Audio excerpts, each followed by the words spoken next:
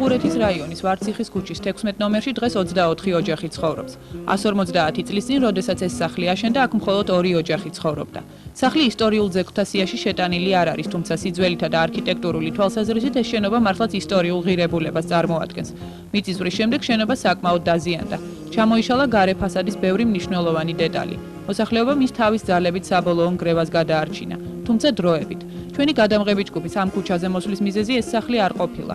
მოსახლეობა გზისა და გარეგანათების მოწესრიგებას ითხოვს. უბრალოდ ჩემთან სოფელში ისეთ მიყურებული სოფელში აი რაჭველი კაცი ვარ, ის ხარ არის ისეთი ქუჩა როგორც ახლა ჩვენთან არის. მთელი ღამე ჩაბნელებულია, გარეთ ვერ გამომიშება ბავშვები. აი ერთი წამი გამოვუში პურზე, წაიქცა აი ეს წუთია უკვე და წაიყვანეს ტრამატოლოგიაში. რა არის, რა უბედურობა არის? თუ ჩვენ დახმარება სჭირდებათ, გამოვართ ჩვენი ქუჩა და მოვეხმარებით კაცო. ყველა ერთպես გვერდში დავუდგეთ. ღამე რო გამოდიხარ გარეთ, თვალთან თიც ვერ მიიტან. ისეთ სიბნელეა. ჩემი სიტყვები პირდაპირ ეკუთვნით ზეზვარ ღუღუნიშვილს. ჩვენი დეპუტატი იყო. ხმა მივეცით მაგას და როცა იყო კრება 37 სკოლაში, ვთხოვეთ, რომ ჩვენი ქუჩა თუ მოიყვანთ მდგომარეობაში, სიამოვნებით მივცემ ხმას. აუცილებლად ჩაწერა ყველაფერი და აი დღემდე არის ჩვენი ქუჩა აქეთ ასეთ მდგომარეობაში. საკითხის გასარკვევად დიდუბე ჩუღურეთის რაიონის გამგებელს მიმართეთ. როგორც გაირკვა, ვარციხის ქუჩა ზეზვა ღუღუნიშვილის თხოვნით განსაკუთრებულ აღრიცხვაზეა და აქ სამუშაოები მომავალი წლიდან დაიწყება. იყო შემოდგომლობა ბატონ ზეზვა ღუღუნიშვილის ამ ქუჩის საგზაო საფარის აღდგენასთან დაკავშირებით, იყო შეხვედრა მოსახლეობასთან, რამდენადაც მე ვიცი. წელს ელემენტარული საშუალება არ არსებობდა იმისა, რომ წელს მომხდარიყო ამ გზის შეკეთება, მომავალი წლის ბიუჯეტში ეს გათვალისწინებული გახლავთ, ალბათ გაზაფხულიდან შესაძლებელი იქნება საგზაო საფარის შეკეთება. რაც შეეხება გარეგანათებას, ეს მაინც ფინანსებთან არის დაკავშირებული და ჩვენ დაახლოებით 30%-ს ქუჩებისას მოვიცავთ გარეგანათებით. ამ წუთისათვის. ესეც ძირითადად ცენტრალურ პროსპექტებს შეეხება. მეორადი ქუჩები ნაკლებად არის სამწუხაროდ, თუმცა კონკრეტულად ამ შემთხვევაზე შეიძლება ალბათ მომავალში საუბარი და ამ სამუშაოების ჩატარებაც. საახალწლო თბილისის დრო გთავაზობთ ადამიანებს, რომელთა ნახვა თქვენ ყველაზე მეტად გსურთ. თბილისის დრო იმ ადგილებში შეჩერდება, რომლებიც თქვენ სადღესასწაულო განწყობას შეგიძლით. ჩვენ შევეცდებით აგისრულოთ სურვილები. უბრალოდ აკრიფეთ 23-03-67 და საახალწლო გადაცემის გმირები და სიუჟეტები თქვენვე აირჩიეთ. ახალი წლის ღამეს 31 დეკემბერს მეტროპოლიტენის სრული დატვირთვით პირველ საათამდე იმუშავებს. ასეთი გადაწყვეტილება იქნა მიღებული მერიაში თბილისის მთავრობის პრემიერთან გამართულ თათბირზე. შეხვედრას ენერგეტიკის მინისტრის ფილგაზის, თბილწყალკანალისა და ES თელასის ხელმძღვანელობა ესწრებოდა. მთავარი თემა საახალწლო თბილისის უწყვეტი დენით, წყლითა და გაზით მომარაგება გახდათ. ენერგეტიკოსები თბილისელებს ახალი წლის დღეებში 24 საათიან დენს პირდებიან. პირველ რიგში ტექნიკური ნაწილი უნდა გასწორდეს აღდგეს მოწოდება კავკასიონიდან და დამატებით კიდე ამაზეც იყო საუბარი აპირებს თელასის შესყიდვას 20 მილიონ კილოვატ-საათს ამ დღეების განმავლობაში. შეხვედრაზე საუბარი ჯგუფურ გამორთვებსაც შეეხო, რომლებიც გაუფრთხილებლად ხორციელდება თბილისის ბევრ უბანში, რაც მოსახლეობის უკმაყოფილებას იწვევს. რა თქმა უნდა, ამაზეც იყო საუბარი, რომ არ მოხდეს განსაკუთრებით ამ დღეებში ესეთი სახის შეზღუდვები, რასაც ქვია ჯგუფური შეზღუდვა. ან ღამით გამორთვა ხოლმე. აღმოჩნდა რომ ზოგიერთ ადგილას ქალაქის უბნებში თვითონ ახორციელებდნენ ბიზნეს ცენტრები შეზღუდვას, ისე რომ ხელმძღვანელობა ამის შესახებ არ იცოდა. საახალწლოდ ბუნებრივი აირის უწყვეტ მიწოდებას პირდებიან თბილისის იმ უბნებსაც, სადაც გაზი ამჟამად ტექნიკური მიზეზების გამო გათიშულია. თქვენ განსაზღვრეთ საახალწლო საჩუქარია თუ რა? პრაქტიკულად იმ სამუშაოების შესრულებას დაახლოებით 1 თვე დასჭირდებოდა, რაც მიწაშია გასაკეთებელი. მაგრამ ბატონო კი მიიღეს ეს გადაწყვეტილება, შეათანხმეს არქიტექტურასა და სახელო გასადენით, რომ 350-300 მეტრია მივაწოდოთ მოსახლეობას. საშიში არ უზრუნველყოფილია უსაფრთხოება მთლიანად, ეს არის ფეხით-სავალ ნაწილზე გზის კედელზე, ასე რომ ყველა უსაფრთხოების ნორმები დაცული იქნება. ახალი წლის დღეებში თბილისი წყალსაც უწყვეტად მიიღებს, თუმცა ეს კომფორტი ალბათ მხოლოდ 3 იანვრამდე გაგრძელდება. 23:03 გისმენთ თბილისის დრო. უკვე მეცხრე ზამთარია, რაც ჩიქოვანის ქუჩაზე მცხოვრები 24 ოჯახი ახალ წელს სასტუმრო აჭარაში ხვდება. ისინი ამ ქუჩაზე გახორციელებული ტერაქტის შედეგად დაზარალდნენ. მაშინ ამ ტერორისტულ აქტს რამდენიმე ადამიანის სიცოცხლე შეეწირა. ჩიქოვანის ქუჩაზე არსებული ამ საცხოვრებელი სახლის გარდა ტერაქტის შედეგად მის უკან კიდევ 2 შენობა დაზიანდა, სადაც 12 ოჯახი ცხოვრობს. 7 წელია ჩიქოვანისა და ახალშენის ქუჩების მაცხოვრებლები 36 ოჯახი ბინის მიღებას ელიან. ეს არის 2 ესოს, ახალშენის 36 და ახალშენის 38, 12 ოჯახი. ფაქტიურად ახლა ამ წუთში ვცხოვრობთ, ჩვენ ჭერი გვაქვს თავზე, მაგრამ პირობები უკვე საშინელია, ინგრევა, რემონტს და გაკეთებას აზრი არ აქვს. არ შეიძლება რა პატარა ბავშვი მყავს, მე ვერ გავრისკავებ ვიცხოვრობ. აქ ვინც ცხოვრობდა 9 წელია უკვე ცხოვრობენ სასტუმრო აჭარაში. ისინი საერთოდ საშინელ მდგომარეობაში არის. აი სახლი სადაც აშენდა. 24 ოჯახი ცხოვრობს 9 წელია უკვე აჭარაში. ერთ ოთახში ცხოვრობენ 6-7 სულ. დედაქალაქის მერია თავის ბიუჯეტიდან უკვე მესამე წელია, რაც ამ კორპუსის მშენებლობას აფინანსებს. მომავალი წლის ბიუჯეტში 1.600.000 ლარი ჩაიდება იმისთვის, რომ კორპუსში შიდა სამუშაოები დასრულდეს და მოსახლეობას გადაეცეს. ბოლო წლებში ჩვენ გარკვეული თანხები ბიუჯეტში გავიღეთ და დაფინანსებულიც არის და აშენებულიც არის. ახლა უკვე შიდა სამუშაოების დაფინანსება დაიწყება და აუცილებლად ეს საცხოვრებელი სახლი ექსპლუატაციაში შევა გაისად უკვე თბილისობა.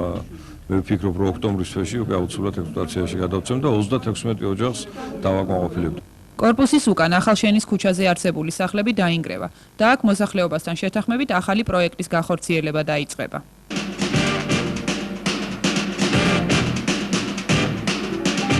ისევ და ისევ მოყვარულ ფოტოგრაფთა კონკურსი ქოლგა. ოღონდ ამჯერად მისი დასკვნითი ეტაპი.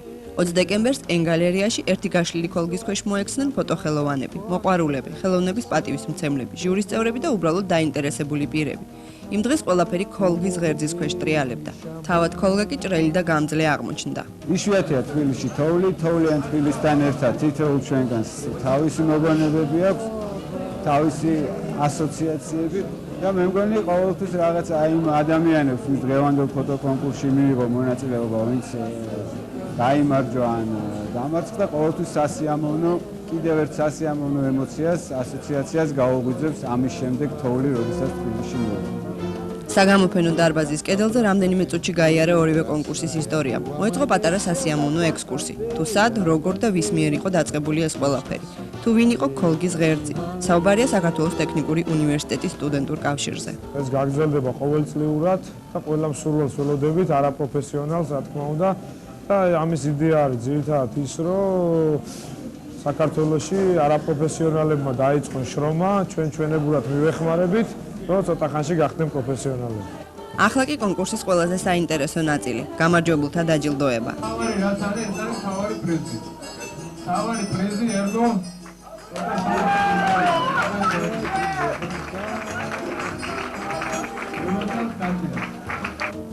თავარი პრიზი თათია გურგენიძე, რომელსაც მეგობრებისგან გადაეცა კახიერაძის უკვე ტრადიციული ქოლგა, ფოტოაპარატი ნიკონი და ბევრი საინტერესო საჩუქარი. ნომინაციებში საუკეთესო პორტრეტი და საუკეთესო კომპოზიცია ლიზი მარკოიშვილი და ლექსო ჭუმბურიძე. საუკეთესო პეიზაჟი სოფო ლაპიაშვილი. სამწუხაროდ ამ ჯერ კიდევ პატარა ისტორიის მქონე ქოლგას ცრემლიანი წვიმის გარეშე არ ჩაუვლია. გამოსული კატალოგი ეს კომპაქტ-დისკი და ეს გამოფენა ეძღვნება თეონა მაფორიას ხსოვნას. და ასე რომ არ ვიცი. კონკურსის ორგანიზატორებმა და მონაწილეებმა მადლობა გადაუხადეს ყველა იმ პირსა თუ ორგანიზაციას, ვინც თავისი წვლილი შეიტანა ქოლგის გაშლაში. მათ შორის ჩვენს TBC TV სტუდიას. ფოტოდიზაინის ერთ-ერთი ისეთი ნათელი მაგალითი არის აი ეს კატალოგი და პლუს ეს კომპაქტ-დისკი რა. ეს არის სოფოს აწყობილი შევარდნაძის, შეგიძლიათ გაეცნოთ ესე. არის აი რავი, სადა და ფოტოს დაგათვალიერებებს მთელი გულით, აი ფოტო როგორც გიყვარს ადამიანს, ეგრე განახებს და აი ეს არის ფოტოდიზაინის ნათელი მაგალითი. აი ეს კატალოგი. ასე რომ, მოიმარჯვეთ ფოტოაპარატები, მოჭუტეთ თვალი, შეაჩერეთ წამი და გაილამაზეთ ცხოვრება, რადგან ერთი დიდი ქოლგის ქვეშ მეგობრობა მეტ ხალისა და ინტერესს შემატებს თქვენს გატაცებას. ორშაბათის ტრადიციულ თათბირზე დედაქალაქის მერი 9 აპრილის სკვერთან მიმდინარე მშენებლობას კიდევ ერთხელ შეეხო. 9 აპრილის პარკთან დაკავშირებით ეს ჩვენი პრესტიჟი იქნება, ქვეყნის პრესტიჟი იქნება და ვნახოთ წესიერად კიდევ ერთხელ მარტო სესილი გოგი ბერიძე სამწუხაროდ ვერ შეძლებს ამას და იუსტიციის სამინისტროც და ყველამ ერთად უნდა იურისტებთან ერთად, ეკონომისტებთან ერთად, არქიტექტურა, არხშენ ინსპექცია ყველამ უნდა ვიმუშაოთ, რომ იმ პროექტს გადააყოლებს მერაბ ჩხენკელი. მე არაფერს არ მოუხსიათ ის კაცი. წესიერი, ღირსეული კაცი. აი ოჯახიშვილი და ყველაფერი და ამიტომ მეც არავის არ დავტოვებ სხვათა შორის, რომ ის პროექტი ჩვენ რო წავაგოთ. საახალწლო თბილისის დრო გთავაზობთ ადამიანებს, რომელთა ნახვა თქვენ ყველაზე მეტად გსურთ. თბილისის დრო იმ ადგილებში შეჩერდება, რომლებიც თქვენ სადღესასწაულო განწყობას შეგიქმნით. ჩვენ შევეცდებით აგისრულოთ სურვილები. უბრალოდ აკრიფეთ 23-03-67 და საახალწლო გადაცემის გმირები და სიუჟეტები თქვენვე აირჩიეთ.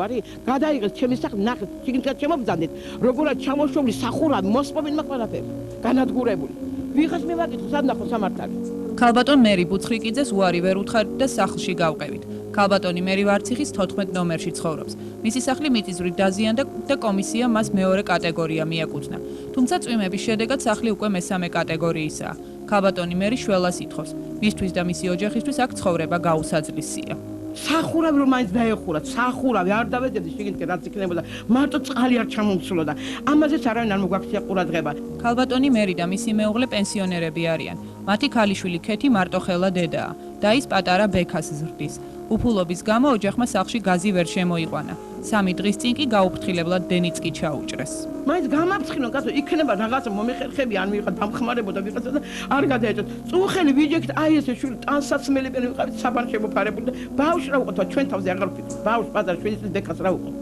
როგორც ქალბატონი მერი ამბობს ოჯახის წევრები დამცინიან გამოუსწორებელი ოპტიმისტი ხარო საკავშირო პრიზიორი უამრავი დიპლომისა და სიგელის მფლობელი ქალბატონი მერი მხოლოდ წარსული დღა ამაყობს ჩვენი ოჯახი მუდამ სავსე იყო შემოსავალიც ბევრი გქონდაო იხსენებს ქალბატონი მერი დღეს კი პატარა ბექასთვის სწავლის ფულსაც ვერ შოულობს სად არ იყო სად არ მიმართე კაცი შვილი არ მოსულა ჩვენთან არ მიუტანეთ გულთან ჩვენი გაჭირვება როდემდე ვიყოთ და როდემდე გაგრძელდება ასე ქალბატონ მერის პრობლემას ჩვენ მერიამდე მივიტანთ.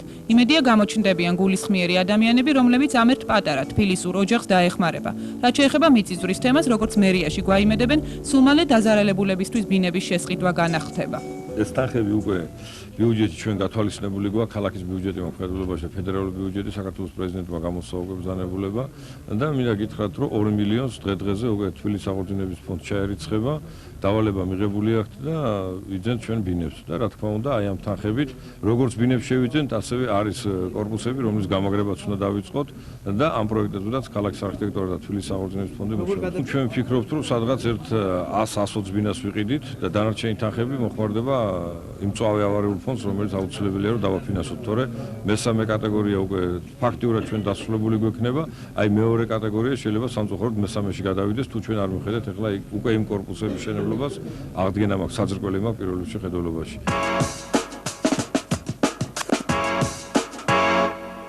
ზუსტად ერთ თვეში მერიის გადაწყვეტილებით განათების ბოძებსა თუ კორპუსებზე დამონტაჟებული კაბელები მიწისქვეშა კომუნიკაციებს შეუერთდება. ამ ინიციატივით ქალაქის მთავრობის წინაშე ვიცე-პრემიერი გიორგი კარბელაშვილი გამოვიდა. როგორც გაირკვა, ერთმანეთში გადახლართული კაბელების უმეტესობა ფუნქცია დაკარგულია. მათი ნაწილი წყობრიდან გამოსულია, რაც საშიშროებას უქმნის ფეხით მოსიარულეებს. ალბათ ესთეტიკური თვალსაზრისითაც არ უნდა იყოს გამართლებული ქალაქის თავზე გაჭიმული კაბელების აბლაბუდა. მით უმეტეს რომ ცხოვრება წინ მიდის. ტექნიკაც ვითარდება და საჰაერო კაბელების აუცილებლობა აღარც უნდა იყოს. სწორედ ამიტომ ყოველკვირეული შაბათობების პარალელურად საქალაქო სამსახურები მოსახლეობასთან ერთად კაბელების ქსელის დემონტაჟს განახორციელებენ.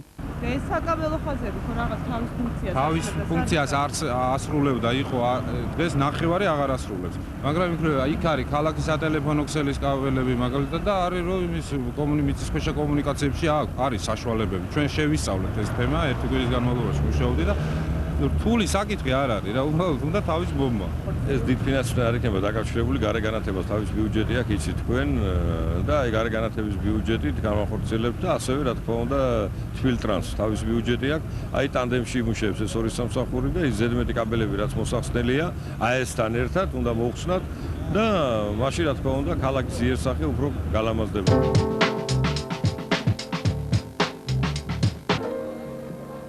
თემატურად არ განსხვავდება სხვა გამოშვებებისგან. უბრალოდ შინაარსობრივად და აღსაქმელად შედარებით რთული და ამავე დროს სასიხარულოც იქნება.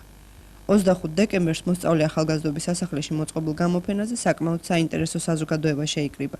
მათი თავშეყრის მიზეზი კი სოსო წერეთლის მეტად საინტერესო ფერწერაა. მე ვთვლი რომ დღევანდელი ეს შეხვედრა გარკვეულწილად ბოდიშის მოხდაც არის ყველაფერი იმის გამო რაც მოხდა და ამავე დროს ხაზგასმა იმაზე რომ ადამიანი რაც არ უნდა მძიმე მდგომარეობაში იყო, მაინც მომავალზე უნდა ფიქრობდა და მომავალმა გაამართლა და უფრო აამაღლა ის პიროვნება, რომელიც გარკვეული წლების განმავლობაში თითქმის სახელის ხსენება, რომლის სახელის ხსენებაც კი შიშის მომგვრელი იყო ბევრისათვის.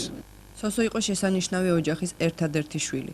უფალმა იგი ყველაფრით დააჯილდოვა, ტალანტით, გარეგნობით, მეგობრობით და მაინც, მიუხედავად ამისა, იგი ღრმა და რაღაც გამოუთქმელი სევდით იყო შეპყრობილი. იხსენებს ზურაბ წერეთელი. ძალიან საინტერესო მხატვარია და საინტერესოს ნუ გავიგებს ისე რომ რამე განსაკუთრებული მართლაც დიდი მხატვარია. მე დარწმუნებული ვარ რომ მისი მხატვრობა და მისი შემოქმედება რომელიც მთელ საქართველოში კარგად არის უკვე ცნობილი საქართველოს ფარგლებს გარეთაც გავა და ამ საქმეში აი ეს ალბომი ძალიან დიდ როლს შეასრულებს. ეს შესანიშნავი გამოცემული ალბომია. დიდი მადლობა ზურაბ წერეთელს. მის ადრეულ ნამუშევრებში აშკარად იგრძნობა სამხატვრო აკადემიის სკოლა. სოსოს ბევრის მოსწრება სურდა, ამიტომ თითქმის ბავშვური სასკოლო ნახატებიდან მან არაჩვეულებრივი ტემპით მიაღწია პროფესიულ სრულყოფას, რაზეც მეტყველებს მისი ახალი კატალოგი, რომლის პრეზენტაციაც იმ დღეს გაიმართა. საოცარი ტემპით ვითარდებოდა, ესე იგი ფაქტიურად რომ გეგონა რომ ეს არ იცის, რაღაცა 2-3 კვირაში მან ეს იცოდა. მე ვლაპარაკობ ამ შემთხვევაში როგორც მხატვარზე. ასევე პიროვნება, არაჩვეულებრივი შეთვისების უნარი, არაჩვეულებრივი ანალიზის უნარი, არაჩვეულებრივი ემოციური გახსნილობა. ეს სწორედ აი სიმართლესთანაც აკავშირებდა მას და ამის შედეგი იყო რომ ესე იგი ჩვეულებრივ ჩარჩოებში არ ეტეოდა. სოსო წერეთლის სამშობლოში საჩხერეში უკვე არსებობს მისი სახელობის სკოლა. მისი მშენებარე სახლი სახლ-მუზეუმის სახელს მიიღებს. ხოლო მუნიციპალიტეტის დახმარებით თბილისში ახლო მომავალში სოსოს ნამუშევრები მის სახლში განთავსდება და მუზეუმად გადაიქცევა.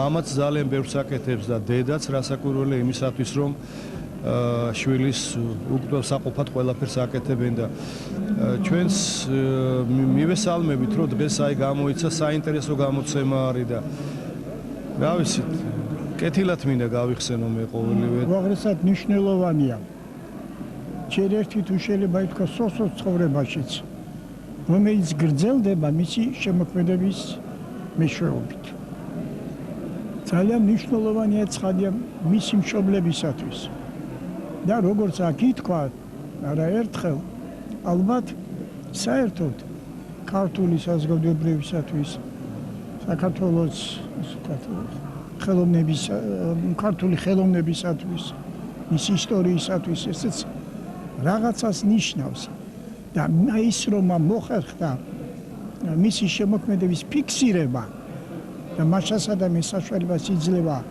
ქართული ხელოვნების, ქართული ფერწერის ისტორიაში ესეც გათვალისწინებული იყოს ეს საოცრად ძალას მატებს და მსიამოვნებს რომ ამითი ალბათ სოსო მაინც სადღაც ფიქსირებული იქნება საქართველოს კულტურის და ხელოვნების ისტორიასთან ერთად.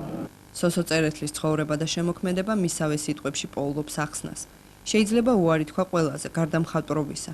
საჭიროა შეიყვარო ის მთელი არსებით. იგრძნო შენში მისი ძალა.